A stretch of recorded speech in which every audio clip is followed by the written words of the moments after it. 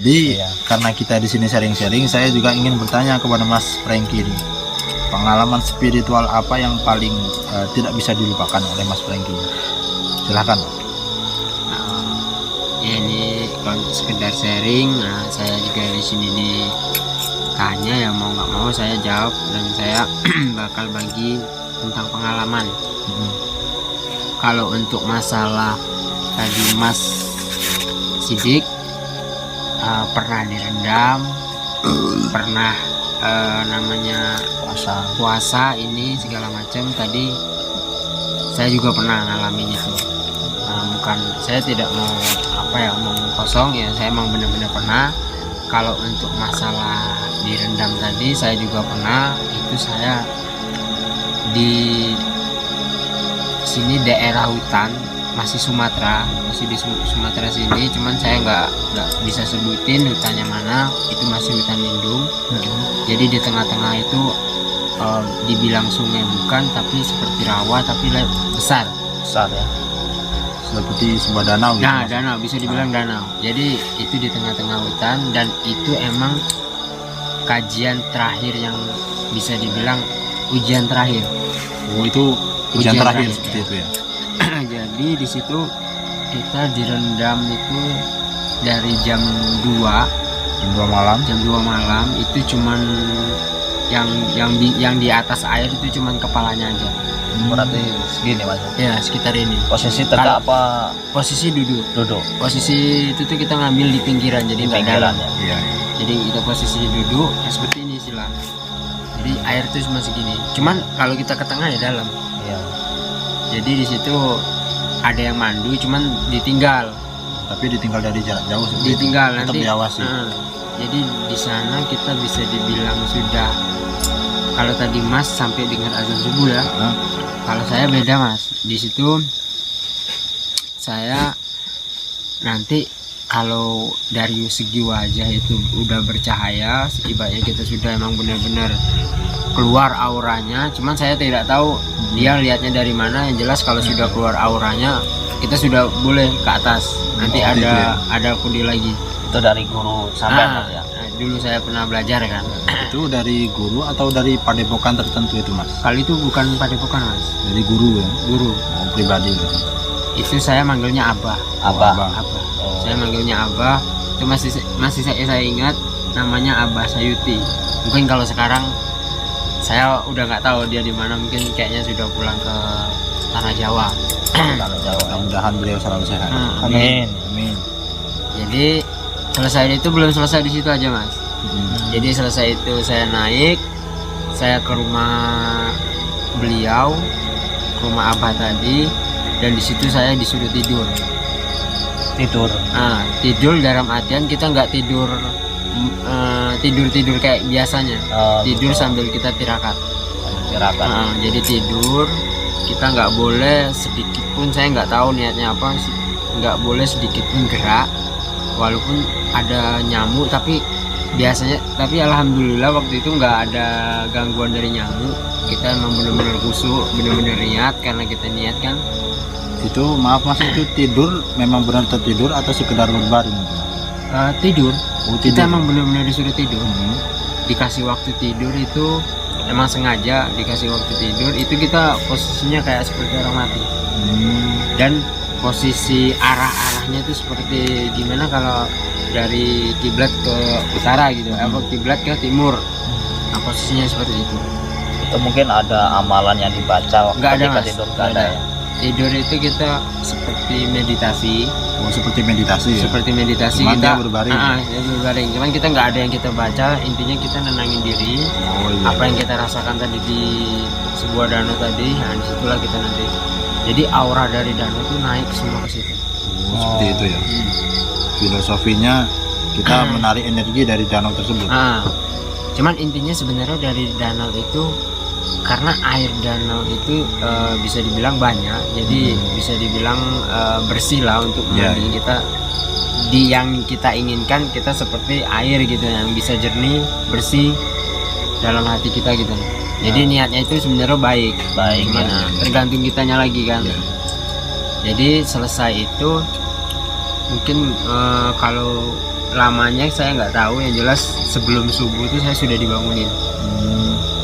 Itu maaf Mas, itu memperdalam ilmu apa itu Mas kalau boleh tahu?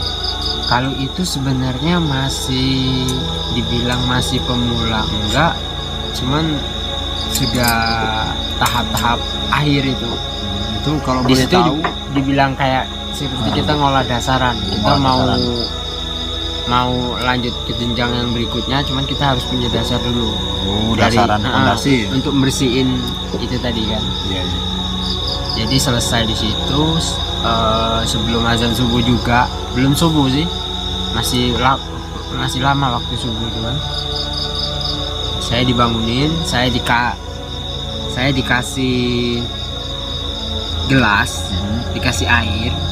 Saya air putih. Saya disuruh ngisi sendiri airnya, cuman jangan penuh-penuh. Itu nasihatnya, jangan penuh-penuh kamu isi secukupnya.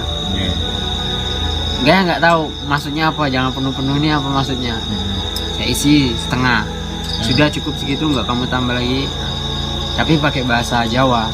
Ini saya pakai bahasa Indonesia biar kita tahu semua kan. Jadi setengah, sudah itu saya berhadapan cuma berdua, dan itu masih ada teman saya yang tidur, 2 orang, kami 3 orang. Jadi yang terbangun sampean dulu Mas? Iya, 3 orang. Ini sebenarnya apa ya, gelas itu isi air, dan saya disuruh dibisiin sama abah tadi, sama beliau 3 kali bisian ini jangan sampai gagal. Alhamdulillah, yang namanya kita tadi rezeki dan niat tadi kan. Dalam 1 kali bisian alhamdulillah apal. Itu kalau boleh tahu Mas, bisiannya tuh seperti apa sih? Ini Sebuah mantra atau penasaran ini. nasihat atau apa itu? Sebenarnya gini Mas ya. Sebenarnya kita orang Jawa ini sebenarnya kita masing-masing manusia. Ini saya dijelasin dari abahnya ya. Kita sebenarnya punya seperti kunci untuk jati diri kita. Ini yang saya dapat ya Mas ya. Jadi kita dikasih kunci. Ini kunci sampean. Ini bisa turun kunci ini ke anak cucu sampean, cuman bukan untuk orang lain. Bukan untuk sampean sendiri gitu ya. Jadi iya, ini dan ini bacaan bukan untuk didengarkan untuk orang lain. Ini privasi sampai ya. akhir hayat gitu. Maksudnya nggak boleh nggak boleh sama sekali. Boleh turun cuman untuk ini gitu. Turunan. Iya. Turunan ya. Alhamdulillah sampai sekarang saya masih ingat. Masih ingat.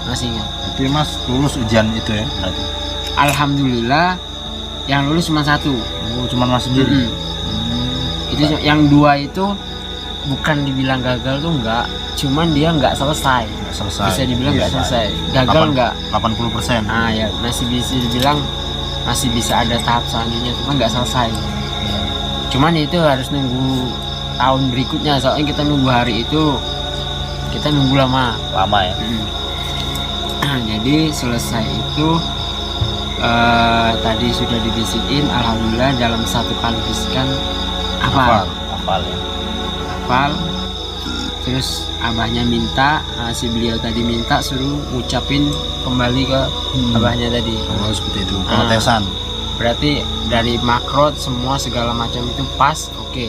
Iya. Langsung dapat ijazah, disalamin, selesai.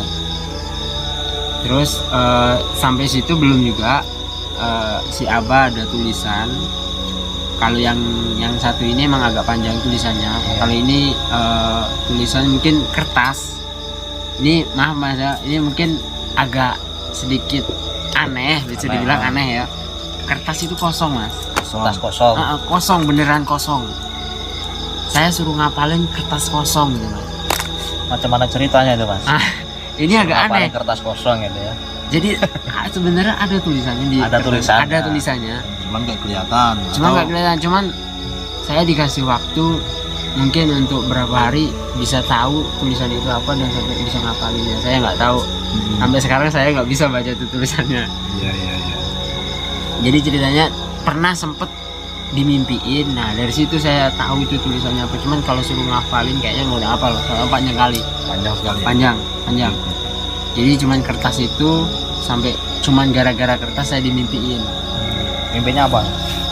Ya kertas itu sebenarnya bukan ayat sih, cuman suatu pesan yang bakal nanti untuk diri kita sendiri gitu. Oh gitu. Itu yang saya dapat ya. Iya. Jadi suatu pesan ini saya lupa pesannya apa.